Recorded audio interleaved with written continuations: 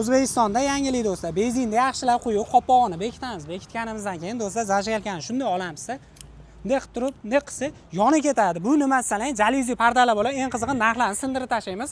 Shunday holatda bo'ladi. Shu turishining narxiga keladigan bo'lsak, atiga 135 ming so'm bo'ladi.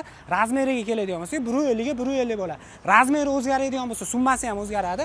Eng qimmati shu turishini 290 ming so'mdan qilib berishadi. Xohlasalang kvadrat metrli jalyuzilari ham bo'ladi. Eng arzoni, ya'ni 100 ming so'mdan boshlanadi. Mana bunday holatda bo'ladi. Xohlagan turingizda, xohlagan svetingizda qilib berishar ekan. Yo, menga podzakaz asosida kerak desa ham bularimiz bor. 180 ming so'mdan boshlab turib 250 ming so'mgacha bo'ladi. Xohlasalang, plise fasonlarimiz bor. Ya'ni 1 kvadratgacha metrining narxiga keladigan bo'lsak, tevaga pastga ochiladigan bo'ladi. 110 ming so'mdan boshlab turib 350 ming so'mgacha bo'ladi. Menga endi parda asosida, ya'ni pardaga o'xshagani kerak desa ham bunday holatdagilar bor. Den, noch, 10 ga pastga, tevaga pastga ochiladigani bor.